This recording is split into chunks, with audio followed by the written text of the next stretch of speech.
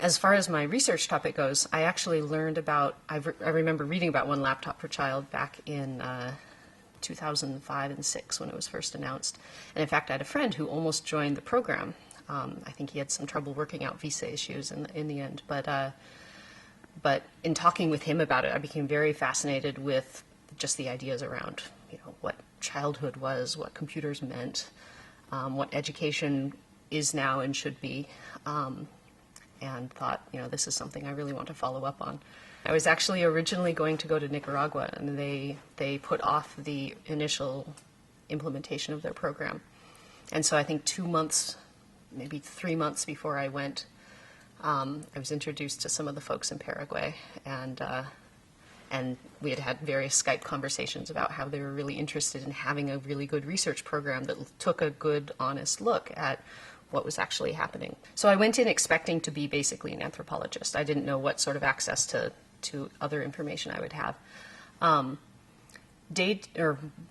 Week to week, I generally tried to spend a few days per week in the classrooms. So I'd take the bus to Caucupe early in the morning, have most of the morning session in the classrooms, have lunch with the teachers or the trainers there, and then have the afternoon session in the classrooms. And then in the evening, I would do various interviews with teachers, with students.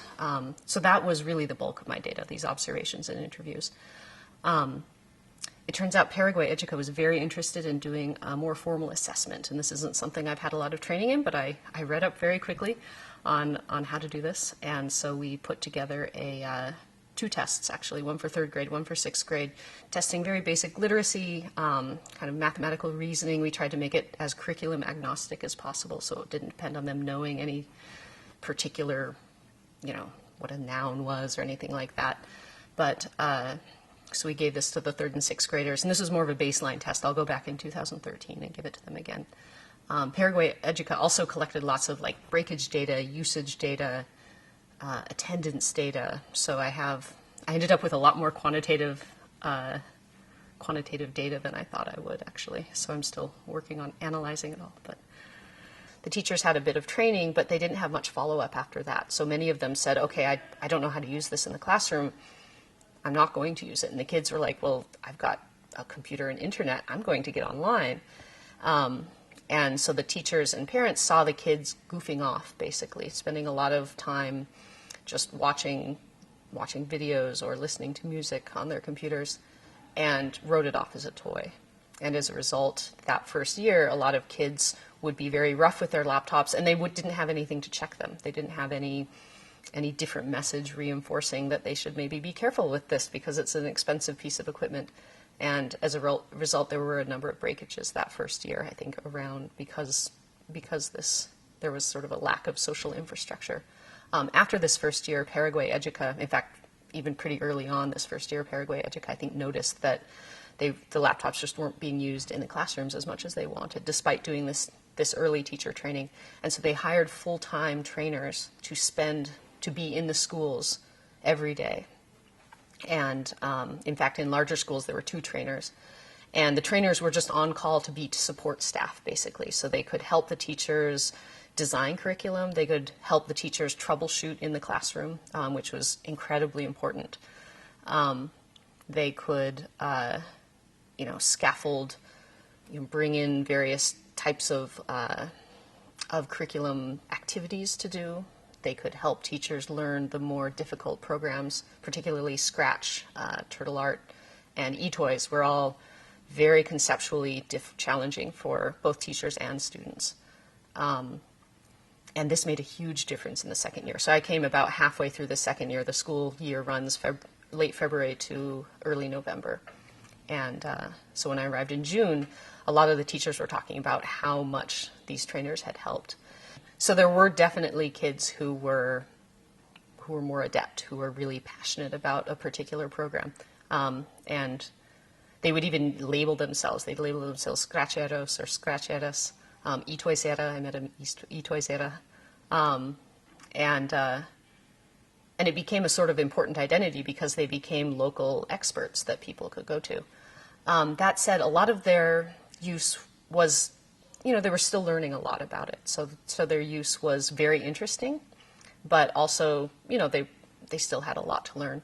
I was really interested in sort of finding out what aspects, like why them, why did they seize upon it? Because all in all, I would say there is maybe a couple dozen students out of the 4,000 who were given laptops who were like this. Most of them were a bit older. They were usually 6th or 7th graders. And when I went home with them and interviewed them in their homes, I interviewed their parents, interviewed some of the other family members, I found that in all cases, their parents were already very oriented towards education. In many cases, their parents didn't know much about computers in particular, but they were very good at identifying things that were educational versus not educational. And they had various definitions for what educational is, and that's sort of a whole separate topic. But they would steer their kids towards thinking critically about things, towards asking questions.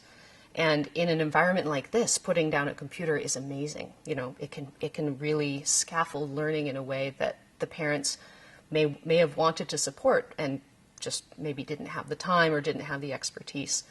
I think that putting a computer down in an environment that's not like this necessarily is a little more unpredictable because, of the 4,000, this was about 20, 30 students. For the rest, if you don't have something helping guide you through how to do really interesting things with this new machine, I think it's very hard to discover on one's own. And I think this is one thing that a lot of NGOs, and in fact a lot of discourse around education in general, underemphasizes, because there's a lot of focus on the exceptional students. In a way, being in a position of an NGO, needing to sell a very compelling story, one almost needs to be very aspirational. And I think not just in the NGO setting, but in the education, in the innovation in the educational space, it needs to be the same thing. You need to tell a really great story about what you think this change could do in the world. But I think ultimately social change is much more difficult and almost always incremental. And so even if you paint a beautiful story about how, a wonderful disruptive transformational effect, what you ultimately get is, an incremental, hopefully improvement. I think that certainly in Paraguay, one laptop per child has been definitely an incremental improvement. But it is incremental. And, if social change were easy, we would see it happening all over the place all the time. It's difficult to change these institutions. I think the thing that has really struck me again and again is the importance and the power of the stories that we tell ourselves about what childhood should be, about what computers should do. And this isn't just in the communities building these laptops. This is in the communities, this is in the NGO deploying the laptop. This is in the teachers who are trying to teach with this laptop day to day. This is in the kids using the laptop day to day. And each of them have a different story about what they think the laptop should do. And these different stories, we think about telling stories, and they seem very nice, but we don't often think about the material effects they have on us and how they shape our actions. And so I think that's, as I come away from working in Paraguay and as I'm analyzing all of my data, I'm sort of struck by other instances of how important these stories are in our everyday lives.